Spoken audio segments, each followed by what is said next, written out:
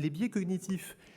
Et je vais vous laisser, pour votre part, faire le travail de l'adapter ou de l'interpréter pour parler de raisonnement médical. Je vais essayer de vous donner quelques pistes quand même, parce que je suis quand même allé chercher un peu de littérature.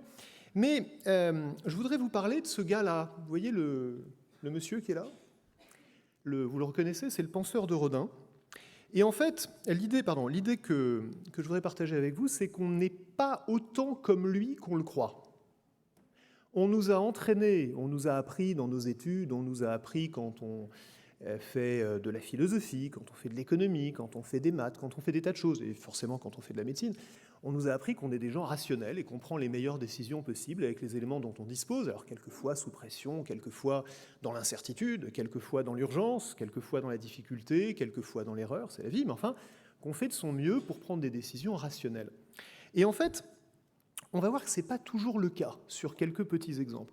Alors je vais vous demander de jouer à 2 petits jeux pour commencer, 2 petits jeux très simples. Je vous demande juste de mémoriser la réponse ou de la noter sur un bout de papier, puis je vous la demanderai ensuite. Première question, par rapport à la moyenne, comment est-ce que vous conduisez ? Imaginez 4 quartiles dans la population, les A, les B, les C, les D. Les A sont les meilleurs conducteurs, les D les plus mauvais, les B sont au-dessus de la médiane, les C un peu au-dessous.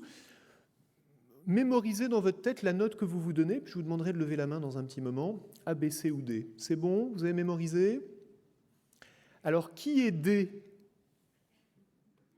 Levez la main. Qui est C? Voilà, on a à peu près 10% de la population, c'est normal. Et donc, qui est A ou B? Vous pouvez lever la main pour qu'on vous voit tous, bravo, c'est formidable. C'est bien, c'est normal. On va faire un deuxième petit jeu, et puis ensuite on va débriefer ça. Mais on va faire un deuxième petit jeu.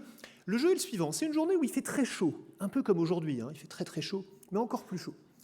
Et on est face à un chemin de fer, et on a des rails qui font 1,5 km de long. Je sais, ça n'existe pas, mais c'est un jeu, je vous ai dit. Donc on a des rails qui font 1,5 km de long, et comme il fait très très chaud, les rails vont se dilater un petit peu, parce que le métal se dilate un peu quand il fait chaud. Et on va supposer qu'on a 2 rails qui vont pousser l'un contre l'autre parce qu'ils se dilatent, donc ils vont monter et former un triangle rectangle. Et s'ils se dilatent de 3 cm, à votre avis, de combien ils vont monter? Alors évidemment, c'est le théorème de Pythagore, vous l'avez reconnu. Mais je vais vous demander de ne pas utiliser votre calculatrice.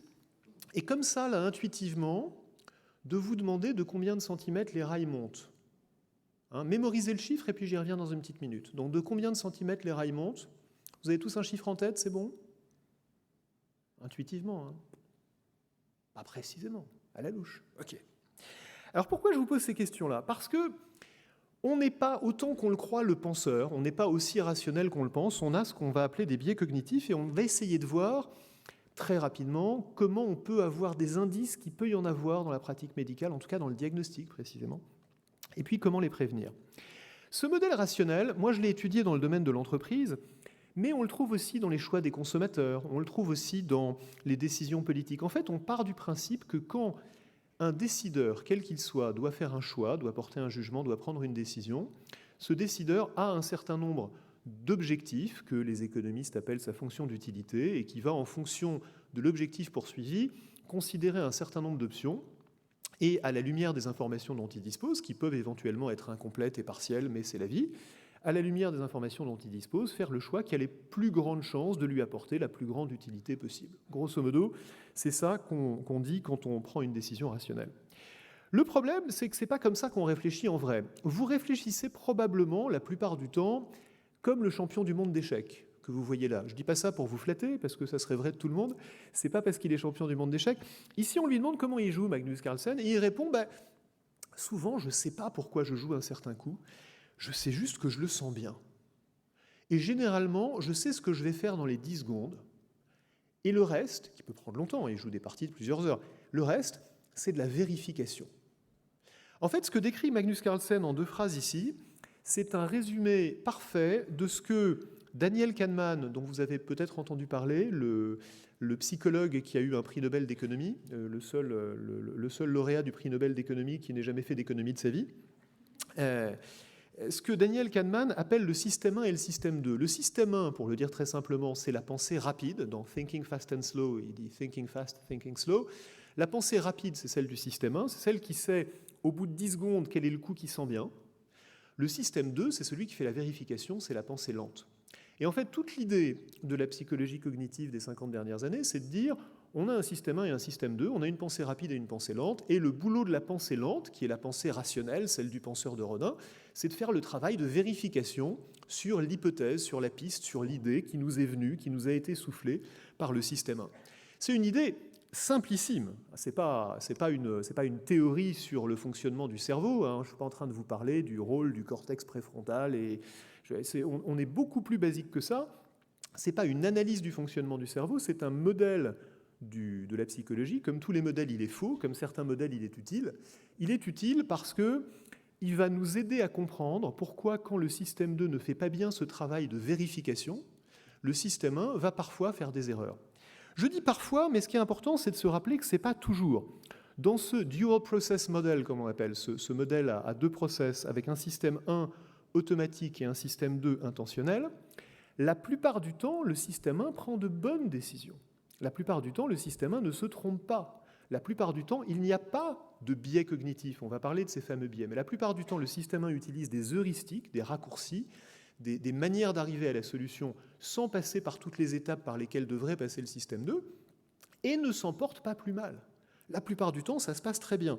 Quand vous traversez la rue, vous n'êtes pas en train de vous dire « je vois une voiture à environ 52 mètres qui se déplace à une vitesse d'environ 35 km/h, elle sera donc sur le passage clouté dans 4 secondes,7. » Vous n'avez pas besoin de vous dire tout ça, vous jetez un coup d'œil et vous concluez de manière juste que vous avez ou que vous n'avez pas le temps de traverser la rue. Donc, l'heuristique du système 1, le raccourci que prend le système 1 pour simplifier une tâche complexe, la plupart du temps fonctionne très bien. Là où ça se complique, c'est que ce n'est pas toujours le cas. Faisons un petit sondage. Qui parmi vous a répondu moins d'1 centimètre à cette question? Vous pouvez lever la main.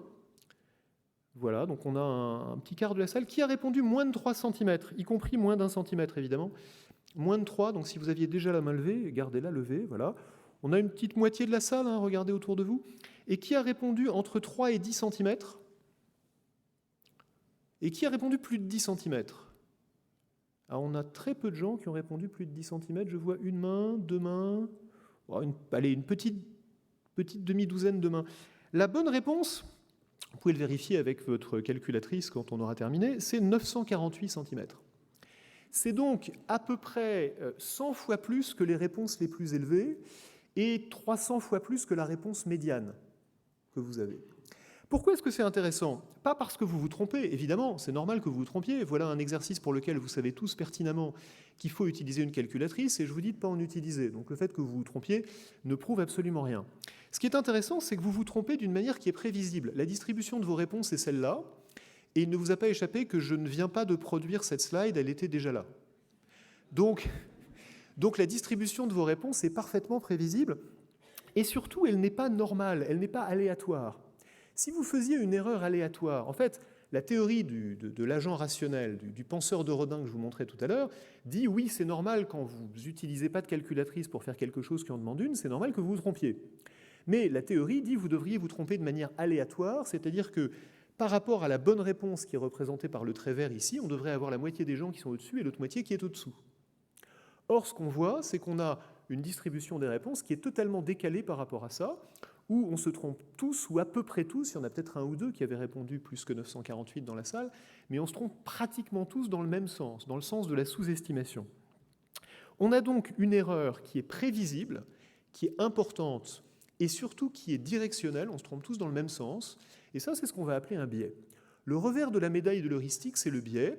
Quelquefois, pas toujours, quelquefois, l'utilisation d'une heuristique va nous conduire à des erreurs prévisibles et sévères qu'on appelle des biais.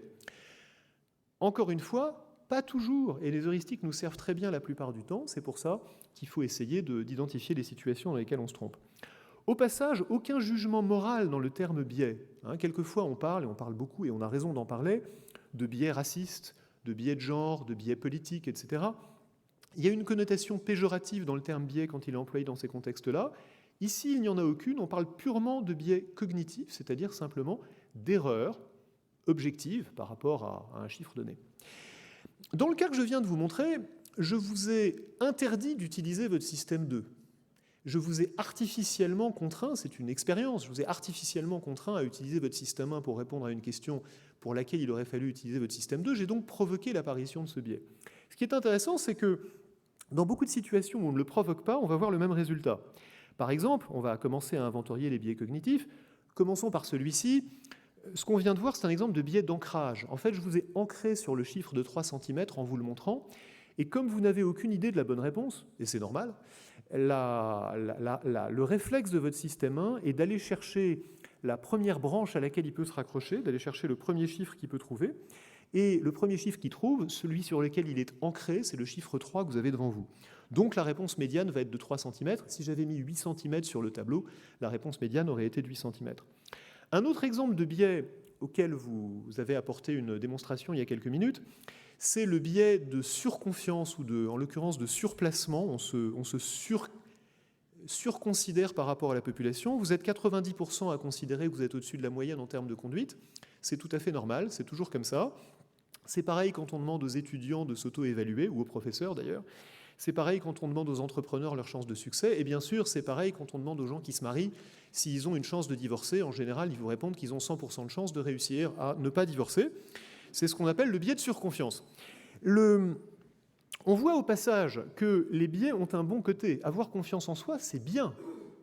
Personne ne recommande que vous n'ayez pas confiance en vous. Si vous partiez en voyage de noces en vous disant « il y a 53% de chances que j'ai fait le bon choix », on peut se dire que c'est un mariage qui ne part pas sous les meilleurs auspices. Vous êtes d'accord avec moi? Donc, et si l'entrepreneur se disait « je lance cette boîte, mais il y a 2 chances sur 3 que je me plante », il ne lèverait pas beaucoup d'argent. Donc, il y a évidemment une vertu aux heuristiques en général et à l'heuristique de confiance en soi en particulier. Là où elle va poser problème, c'est quand on est dans des domaines où l'excès de confiance ne nous apporte rien et au contraire nous nuit. Un exemple tout bête, mais que vous allez reconnaître, il y a un peu plus d'1 an, on demande à une vingtaine d'épidémiologistes combien il y aura de cas de Covid dans 12 jours. Pas dans 1 an, dans 12 jours aux États-Unis. Et on prend leur réponse en leur demandant de donner une fourchette. Et les fourchettes que vous voyez sont les barres bleues à gauche. Vous voyez que le consensus est à 19 000 cas en moyenne, c'est la moyenne de leur point médian. Mais surtout, à l'exception des 3 premières barres, vous pouvez voir que la plupart donnent une fourchette très étroite.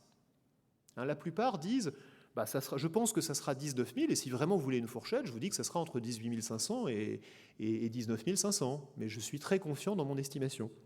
Alors, non seulement ils se trompent en moyenne, puisque le chiffre réel va être de 140 000, mais surtout, ils sont très confiants dans leur capacité à faire une estimation, alors qu'ils n'en sont pas capables. La bonne réponse, objectivement, serait celle du 3e épidémiologiste, celui qui dit « je n'en sais rien ». Ça sera peut-être 500 et ça sera peut-être 500 000. On n'en sait rien, on est dans l'incertitude. En réalité, c'est lui qui objectivement a raison, mais c'est très difficile de dire ça. Et d'ailleurs, si vous allez regarder sur Twitter, c'est lui qui se fait montrer du doigt comme un incompétent, alors qu'en réalité, c'est lui qui admet ce qu'il ne sait pas. Donc c'est lui qui n'est pas dans le biais de surconfiance ou de surprécision.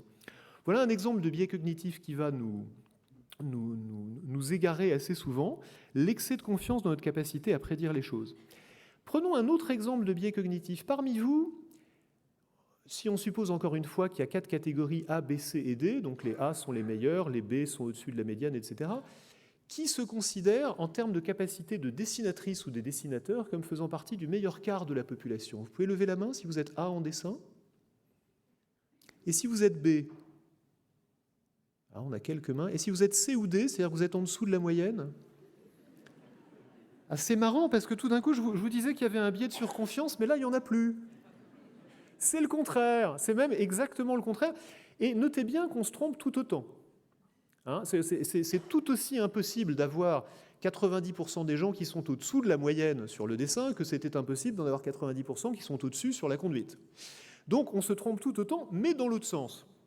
Pourquoi? Parce que là, et vous voyez que c'est tout à fait typique, évidemment, on a un autre biais qui est que face à une question difficile, et en fait c'est une question difficile d'évaluer ses compétences de dessinateur, notre système 1 trouve une question plus facile, une autre qui n'a rien à voir, et il répond avec confiance. On pourrait en parler, vous pourriez me dire à quelle question vous avez répondu. Est-ce que vous me diriez c'est quelque chose du genre « j'ai répondu en fonction de ce qui me venait à l'esprit ». Il me vient à l'esprit que j'ai pas trop d'accidents de voiture, ça va, je conduis assez souvent et d'ailleurs ça me pose pas de difficultés particulières. En revanche, le dessin est une expérience que j'ai rarement, qui est difficile. Et si je me compare aux dessins que je suis capable de voir, qui sont ceux que je vois dans les bandes dessinées, dans les musées, dans les magazines, je suis très mauvais par rapport à ça. En fait, vous avez répondu à cette question-là, qui n'a rien à voir avec celle que je posais, qui était une question d'évaluation relative. Et en répondant à une question différente, vous avez évidemment fourni une réponse qui est de manière prévisible différente de la réponse entre guillemets rationnelle. Donc c'est un autre exemple de biais cognitif où on s'appuie sur son expérience. Je vais appeler ça, c'est pas le terme technique, mais je vais appeler ça un biais d'expérience. On s'appuie sur son expérience et vous allez reconnaître ce type de biais chaque fois que vous êtes dans une situation, et là je commence à me rapprocher de votre monde, chaque fois que vous êtes dans une situation où vous vous dites « Ah, j'ai déjà vu ça ». Je reconnais quelque chose que j'ai déjà vu, ça ressemble à quelque chose que je connais. Et donc je n'ai pas besoin de passer par toutes les étapes d'analyse théorique idéale, parce que je peux sauter directement à la conclusion que ça ressemble très fort, je reconnais un pattern, ça ressemble très fort à quelque chose que je connais. Exemple de ce genre de raisonnement, quand on voit arriver un virus nouveau, selon qu'on est dans un pays qui se dit « Ouh, ça ressemble au SRAS », ou un pays qui se dit « Ouh, ça ressemble à la grippe », eh ben, on ne réagit pas de la même manière. Ce n'est pas parce qu'on est plus malin dans un pays que dans l'autre, ou plus prudent dans un pays que dans l'autre, c'est parce qu'on a eu des expériences différentes dans un pays de celles qu'on a eues dans l'autre, et que quand on a été, il y a une dizaine d'années, exposé à un virus de type SRAS, on se dit c'est un coronavirus, ça ressemble, ça a l'air moins grave, heureusement, mais on va faire comme si, alors que nous, on se dit c'est un virus qui ressemble à la grippe, ça a l'air plus grave, mais bon, pas beaucoup plus grave, on va faire comme si, et voilà comment, des tas d'autres raisons que vous connaissez par cœur, mais voilà comment on va avoir des réactions différentes. Je vous ai donné quelques exemples, on pourrait en parler longuement, mais je voudrais en venir, plutôt que d'inventorier toutes les familles de biais cognitifs dont on pourrait parler longuement, je voudrais en venir à l'implication de ça pour le diagnostic médical et essayer très brièvement de vous donner des indications, de vous mettre sur des pistes de réflexion sans suggérer de solutions et sans vous donner le moins du monde de leçons, d'attirer votre attention ou d'éveiller votre intérêt pour ce sujet appliqué au diagnostic médical. Pourquoi ? Parce que si je reprends ce dual process, cette idée du système 1 et du système 2, appliqué au raisonnement médical, vous allez le reconnaître, je pense que vous l'avez déjà reconnu, il consiste à dire que je formule une hypothèse de diagnostic, je vais en rester sur le diagnostic, pas sur le traitement, mais je formule une hypothèse de diagnostic, et cette hypothèse, je vais la vérifier. Je vais faire un certain nombre d'observations, un certain nombre d'analyses, un certain nombre de tests. Vous avez certainement des exemples qui vous viennent à l'esprit, qui permettent d'exclure des erreurs, qui permettent d'éliminer des risques importants, qui permettent de vérifier que le diagnostic, que l'hypothèse que j'ai formulée était la bonne ou au contraire de l'infirmer. Ça, c'est probablement, je suppose, je me suis laissé dire que c'est ce qu'on vous a appris à l'école à faire en termes de raisonnement diagnostique, et c'est tout à fait rationnel, c'est la bonne manière d'utiliser son expérience. Si on suppose qu'on est dans un dual process model, on peut faire un certain nombre d'hypothèses. Et là, je rentre dans une logique hypothético-déductive. Qu'est-ce qu'on sait sur le fonctionnement des deux systèmes du dual process et qu'est-ce qu'on peut en attendre ? Qu'est-ce qu'on s'attend à observer en termes de raisonnement médical si on suppose que c'est comme ça qu'on fonctionne ? Première chose, on va avoir tendance à se satisfaire d'une hypothèse plausible, ce qu'on appelle en anglais premature closure ou conclusion prématurée. On va avoir tendance à se satisfaire d'une hypothèse plausible. Et l'implication de ça, ou ce qu'on peut en attendre, si c'est effectivement comme ça qu'on fonctionne, c'est une forme de variabilité interpersonnelle sur la base de la première impression. C'est-à-dire que deux médecins face à la même situation, regardant le même patient ou regardant la même imagerie médicale, devraient ne pas avoir toujours la même conclusion, parce que si leur première impression n'est pas la même et qu'ils ont tendance à la confirmer, on va avoir une variabilité. Or, c'est ce qu'on observe. On observe dans beaucoup d'études, il y en a eu beaucoup en particulier sur les radiologues, pas parce que les radiologues sont plus exposés à la variabilité interpersonnelle, mais parce que c'est plus facile de le mesurer. C'est plus facile de donner la même radio à deux radiologues et de leur demander qu'est-ce que vous voyez, ou le même scanner à deux radiologues et de leur demander qu'est-ce que vous voyez, que de leur montrer exactement le même patient dans la même situation au même moment. Donc on peut mesurer la variabilité et on constate qu'il y a effectivement une variabilité. Le biais cognitif est une des raisons de cette variabilité, il y en a d'autres. Il y a la fatigue, il y a l'inattention, il y a l'horaire de la journée. On est exposé à des tas de choses, on va le voir dans un instant d'ailleurs, mais on est exposé à des tas de choses, mais la première impression compte, et le fait que la première impression compte est cohérent avec l'hypothèse du modèle à deux systèmes, où je me forme une hypothèse avec mon système 1 et j'ai tendance à la confirmer. On va voir qu'il y a un certain nombre d'erreurs médicales qui vont venir de là. La deuxième caractéristique du Dual Process Model, c'est que on a besoin d'un effort cognitif, on a besoin de se forcer à activer le système 2. Quand je vous disais, le champion du monde d'échecs a une idée qui lui vient et ensuite il fait le travail de vérification, il pourrait se contenter, et c'est ce qu'il ferait s'il était dans une partie rapide, dans une partie en blitz, il pourrait se contenter de la première idée qui lui vient et ne pas faire le travail de vérification. Dans son cas, d'ailleurs, il jouerait pas mal, c'est le moins qu'on puisse dire. Mais si on ne fait pas ce travail de vérification qui demande un effort, qui demande une activation de notre système 2, on va faire des erreurs. Comme cet effort est un effort, on peut s'attendre à ce qu'il soit plus difficile quand on est fatigué, quand c'est la fin de la journée, et précisément, c'est ce qu'on observe. Quand on observe par exemple la compliance avec des choses comme le lavage des mains en fin de journée plutôt qu'en début de journée, vous savez qu'elle va être plus faible en fin de journée qu'en début de journée parce qu'il faut faire l'effort de s'en souvenir. Et même dans des décisions diagnostiques ou dans des décisions de traitement, il y a un effet de l'horaire de la journée. C'est-à-dire aux États-Unis, il y a des tas d'études là-dessus parce qu'il y a des bases de données médicales importantes. Il y a un effet important de l'horaire de la journée, par exemple, sur la prescription de tests de dépistage du cancer. On prescrit beaucoup plus de dépistage le matin que l'après-midi. Il y a un effet important sur la prescription d'opioïdes. On prescrit beaucoup plus d'opioïdes l'après-midi que le matin, en fin de journée et quand on est pressé et quand on est en retard que le matin. On ne retrouve pas le même effet sur d'autres antalgiques. Donc en fait, l'effort cognitif qu'il faut pour résister à la tentation de céder à la facilité de prescrire des opioïdes à un patient qui vous les demande est plus facile à faire le matin qu'à la fin de la journée. Et cette variabilité intrapersonnelle, cet effet de la fatigue, de l'horaire, même de la température sur certaines décisions, et bien sûr du jour de la semaine. On ne va pas prendre les mêmes décisions de mettre les gens en observation ou pas quand on est le vendredi et quand on est le lundi. Il y a des effets tout à fait mesurables. Est une manifestation d'une forme d'irrationalité, alors qui peut venir du système mais qui vient en bonne partie de l'individu aussi, une forme d'irrationalité qui vient du fait qu'on ne va pas activer son système 2 de la même manière dans toutes les situations. Donc, deuxième piste de réflexion, la variabilité intrapersonnelle. Troisième piste de réflexion, si on fait confiance à notre système 1 et qu'on n'est pas toujours en train de faire le travail de vérification de système 2, on peut s'attendre à ce qu'on surpondère les éléments d'information les plus frappants, les plus disponibles, les plus visibles. Et chaque fois qu'on teste une hypothèse là-dessus, on trouve des choses amusantes ou moins amusantes.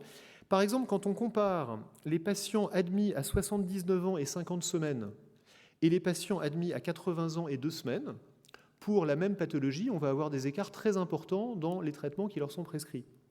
Ça ne devrait pas faire une différence clinique très très importante d'être âgé de 4 semaines de plus. L'âge, c'est important. Mais en fait, l'effet du premier chiffre, l'effet psychologique du chiffre, le même qui vous influence quand vous achetez un produit à 19,50 € que vous n'auriez pas acheté à 20,50 €, cet effet va faire qu'on a des taux, en l'occurrence c'est une étude sur les pontages coronariens. On a un taux de pontage coronarien chez les patients de 79 ans et 50 semaines qui est à peu près 40% plus élevé de mémoire que chez les patients âgés de 80 ans et 2 semaines, ce qui est probablement un peu exagéré. Et puis, la dernière chose sur laquelle je voulais attirer votre attention, c'est que si on a effectivement un système 1 et un système 2, ce qui est l'hypothèse que je partage avec vous aujourd'hui, on peut s'attendre à une forme de déni. C'est-à-dire qu'on peut s'attendre à ce que vous soyez en train de vous dire là, maintenant, au moment où je vous parle, « Ouais, c'est intéressant, mais moi, ça ne s'applique pas à moi. » Vous voyez ce que je veux dire ? Il y en a parmi vous qui étaient en train de se dire ça ? Alors, détendez-vous, c'est normal. Je vous montre une étude. Je voulais juste double-cliquer sur celle-là. Une étude sur des médecins, sur des adapathes, sur des médecins qui font de la médecine légale, où on leur demande... Alors, il y a eu beaucoup de travail dans la médecine légale, je fais une petite parenthèse, mais il y a eu beaucoup de travail sur la médecine légale, sur les biais cognitifs en médecine légale, parce que derrière, il y a des procès, et on s'aperçoit que quelquefois, il y a eu des erreurs, et que ça peut avoir des conséquences très sévères. Donc, par exemple, des experts qui font des erreurs dans l'interprétation des blessures subies par une victime de crime, ou même, pour prendre un exemple encore plus frappant, même s'il n'est pas médical, des experts en empreintes digitales qui vont faire une identification à partir d'une empreinte laissée sur une scène de crime, alors qu'en réalité, c'est une erreur d'identification parce qu'ils ont été biaisés par une autre information. Donc il y a eu beaucoup de débats là-dessus dans la communauté des experts médicaux, et une équipe de chercheurs a eu l'idée de faire un petit sondage auprès de 400 experts médico-légaux un petit peu partout dans le monde et de leur demander, à votre avis, est-ce que les biais cognitifs sont un problème dans notre métier en général ? Et là, ils disent tous oui, enfin ils disent à 71% oui. Et ensuite, ils leur demandent, dans le même questionnaire, à votre avis, est-ce que vos propres jugements sont influencés par les biais cognitifs ? Et là, il n'y en a plus que 25% qui répondent oui. C'est-à-dire qu'en fait, vous avez à peu près la moitié de ces experts qui disent les biais cognitifs sont un problème pour les autres, pas pour moi.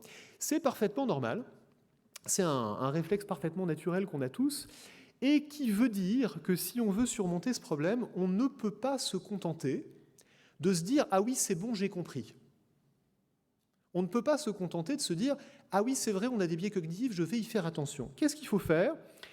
Il faut en fait, et je ne peux malheureusement pas vous dire beaucoup de choses là-dessus, mais je peux vous mettre sur une piste. Et la piste est illustrée visuellement par cette image. Vous voyez tous cet échiquier, vous voyez une case qui est marquée A et une case qui est marquée B. Vous voyez tous que la case A est plus foncée que la case B.